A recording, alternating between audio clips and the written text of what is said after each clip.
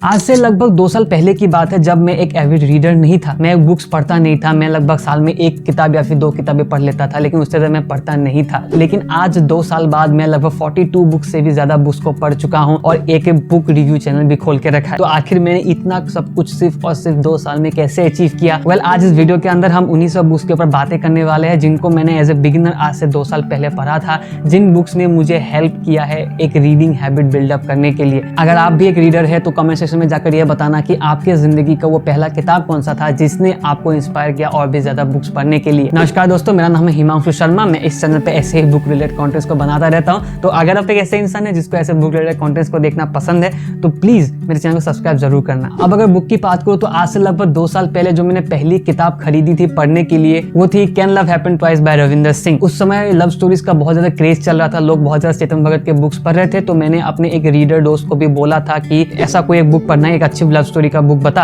तो उसने मुझे क्या किया था, दुर्जय दत्त और रविंदर सिंह के बुक्स के बारे में बताया था। और उसने मुझे ये भी कहा था कि अगर रविंदर सिंह के बुक्स पढ़ना चाहता है तो कैन लव हैपन ट्वाइस और I too had a love story जैसे बुक्स से शुरुआत कर। लेकिन उसने मुझे ये नहीं बताया था कि कौन सा बुक सबसे पहले पढ़ना है। तो मैंने सोचा कि ये वाला बुक मैं पहले पढ़ता हूँ और इस बुक को मैंने खरीद लिया। लेकिन इस बुक का एक चैप्टर पढ़ने के बाद मुझे मालूम चला कि ये एक्चुअल में एक बुक का सेकंड पार्ट है, यानी कि जो रविंदर सिंह का बुक है I too had a love story उसका ये सेकंड पार्ट है कैन लव हैपन ट्वाइस। तो उसी वक्त मैंने इस बुक को रख दिया और मैंने I too had a love story book को खरीद लिया। तो अगर टिपिकली बात करूं तो I too had a love story मेरी वो पहली बुक थी जो मैंने असली में पढ़ी थी और पढ़ के खत्म किया। और ये बुक बहुत ही ज्यादा इमोशनल बुक थी। मतलब ये बुक की जो कहानी है वो रविंदर सिंह जो इसके ऑथर है उनके रियल लाइफ इंसिडेंट के ऊपर बेस्ड है। इसकी जो घटनाएं हैं, इसकी जो कहानी है वो उनके जिंदगी में असलियत में घटी है, जिसकी वजह से इसके जितने भी सीन्स है ना आप इमोशनली उससे अटैच होते हो। पहली बात तो बहुत रिलेटेबल लगता है क्योंकि रियल लाइफ में ये सब हो चुका है, और दूसरी बात आपको ये सोचकर और भी ज्यादा इमोशनल लगता है कि ऑथर ने इन सब चीजों को कैसे झेला होगा। और जैसे मैंने इस बुक को पढ़ा मुझे ये बुक इतना ज्यादा पसंद आया, और क्योंकि मेरे पास पहले से इसका पार्ट 2 पढ़ा था तो ये दूसरा बुक मैंने भी पढ़ा। और सच कहूं तो जो पहला बुक है I too had a love story उससे भी कई गुना ज्यादा बेटर बुक है कैन लव हैपन ट्वाइस, क्योंकि इसमें जितने भी इमोशंस को ऑथर ने डाले हैं, जिस तरीके से वो पहली जो उनकी लव स्टोरी थी उसी को टैकल करते हुए एक उसी के साथ कनेक्टेड एक लव स्टोरी उन्होंने लिखी है। हालांकि इस बुक के बहुत सारे सीन्स ऐसे हैं जो कि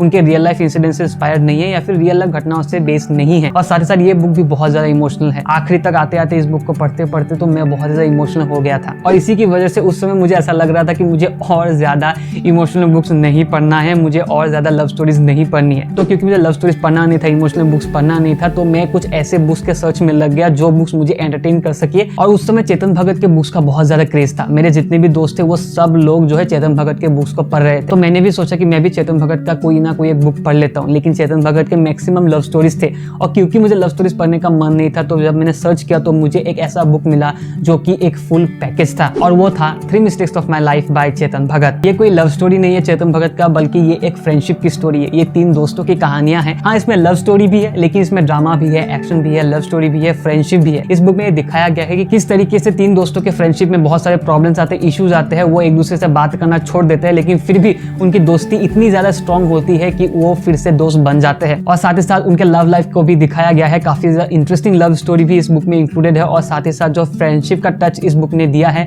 ये कंप्लीट पैकेज की तरह आपको दिखता है। अगर आपने कायपोचे मूवी देखी होगी तो आपको पता होगा कि वो मूवी जो है वो इसी बुक की कहानी से बनाया गया है। लेकिन सच बात बताऊं तो कायपोचे मूवी से बहुत ज्यादा इंटरेस्टिंग ये बुक है, और इस बुक ने मुझे ओवरवेल्म कर दिया था और भी ज्यादा बुक्स पढ़ने के लिए चेतन भगत का। लेकिन उस समय मैंने चेतन भगत के बाकी और बुक्स नहीं पढ़ा। उसका एक रीजन है, क्योंकि मुझे चेतन भगत के और भी ज्यादा बुक्स नहीं पढ़ने थे उस समय। मैंने सोचा था कि बहुत लोग नॉन फिक्शन बुक्स की बातें कर रहे हैं तो मैं भी कोई ना कोई नॉन फिक्शन बुक पढूं। लेकिन नॉन फिक्शन बुक पढ़ने से पहले मुझे ये रियलाइजेशन हो चुका था कि नॉन फिक्शन बुक जो होते हैं वो फैक्ट्स हैवी होते हैं। उनके जो फिलोसॉफीज होते हैं वो काफी बार बहुत ही ज्यादा हाई लेवल के होते हैं। तो एज ए बिगिनर काफी बार ऐसा होता है कि नॉन फिक्शन बुक आप पिक कर लेते हो लेकिन वो आपको पसंद नहीं आता और वो आपके रीडिंग हैबिट को हैम्पर कर सकती है। तो इसी वजह से मैं कोई एक ऐसा बुक ढूंढ रहा था जो कि ना फिक्शन हो ना ही नॉन फिक्शन हो, बल्कि उसका एक मिडिल लाइन फॉलो करती हो, ताकि मुझे उस बुक को पढ़ने के बाद फिक्शन से जाकर नॉन फिक्शन तक शिफ्ट करने के लिए एक बहुत ही आसान सा रास्ता मिल जाए। और ऐसे ही बुक को सर्च करते करते मुझे मिल गया the monk who sold his Ferrari bye robin Sharma. ये बुक ना ही फिक्शन बुक है ना ही नॉन फिक्शन बुक है,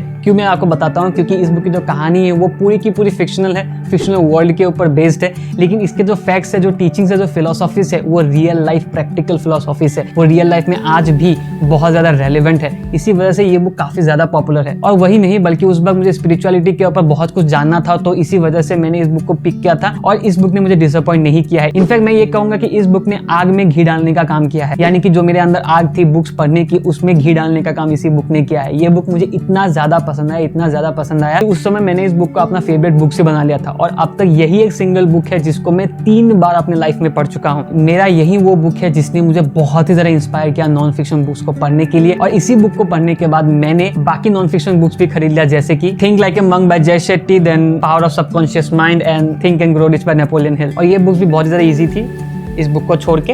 तो ये दोनों बुक्स बहुत ही ज़्यादा इजी थी और इंटरेस्टिंग थी, जिसकी वजह से मेरी जो रीडिंग जर्नी है वो काफ़ी ज़्यादा फ्रूटफुल होने लगी और मैं ज़्यादा से ज़्यादा बुक्स को पढ़ने लगा। तो इसी वजह से काफ़ी बार आपको बहुत ज़्यादा कॉन्शियस होना पड़ता है एज ए बिगिनर कोई भी बुक पिक करने से पहले, क्योंकि ऐसा ज़रूरी नहीं है कि मैंने आपको जो बुक्स बताया है आप उन्हीं बुक्स को पढ़े और वही बुक आपको मदद करेंगे एक रीडिंग हैबिट बिल्डअप करने के लिए। ऐसा बिल्कुल भी नहीं है, क्योंकि हर एक इंसान का इंटरेस्ट अलग होता है, टेस्ट अलग होता है। तो इसी वजह से किसी के लिए अगर वो बुक काम नहीं कर सकती है तो किसी के लिए वो बुक बहुत ज़्यादा अच्छी बन जाती है। तो इसी वजह से एज ए बिगिनर जब आप बुक खरीदे तो आप यही बात ध्यान रखें कि आप कोई अपने इंटरेस्ट का बुक खरीदे। और आपकी पसंदीदा बुक को पिक करने के लिए आपको सबसे पहले ये दिमाग में सोचना होगा कि अगर आप मूवीज देखते हो तो आपको कौन कौन से ऐसे मूवीज है जो आपको पसंद आते हैं। क्या आपको थ्रिलर मूवीज पसंद आते हैं, क्या आपको रोमांस मूवीज पसंद आते हैं। अगर आपको रोमांस मूवीज पसंद आते हैं तो आपको हो सकता है कि बुक्स में भी आपको रोमांस ही पसंद आए, तो आप रोमांस की तरफ जा सकते हो। तो ऐसे करके आप अपने जिंदगी के पहले बुक्स को जो है चूज कर सकते हो, एक रीडिंग हैबिट को बिल्डअप कर सकते हो। और अगर आप लोग चाहते हो कि मैं आपके लिए एक ऐसा वीडियो बना दूं जिसमें मैं हर एक जॉनरा के बिगिनर फ्रेंडली बुक्स को आपको रेकमेंड करूं, तो मैं वो वीडियो भी बहुत जल्द आप लोगों के लेकर आ जाऊंगा। और अगर आप ये जानना चाहते हो कि मैंने अपनी जिंदगी में ऐसे कौन कौन से बुक्स पढ़े हैं जो मैं दोबारा अपनी जिंदगी में कभी नहीं पढ़ना चाहता, यानी कि मैं उन सबको पढ़ चुका हूं लेकिन दोबारा अपनी जिंदगी में उन बुक्स को मुझे पढ़ने का कोई इंटरेस्ट नहीं है, अगर आपको उसका वीडियो देखना है तो आप साइड में मौजूद इस वीडियो पे क्लिक करके उस वीडियो को देख सकते हो। और एज ए बिगिनर आपको अगर जानना है कि आपके लिए कौन सा ज्यादा अच्छा है, शॉर्ट स्टोरीज पढ़ना या फिर नॉवेल पढ़ना, तो आप साइड में मौजूद इस वीडियो पे क्लिक करके उस बात को भी जान सकते हो। आज के वीडियो के लिए इतना ही, उम्मीद है आपको ये वीडियो पसंद आया होगा। अगर पसंद आया तो प्लीज सब्सक्राइब करना और दोस्तों के साथ शेयर भी करना ताकि उनको भी ये सब बिगिनर फ्रेंडली बुक्स के बारे में पता चल सके। आज के लिए इतना ही, थैंक्स फॉर वॉचिंग।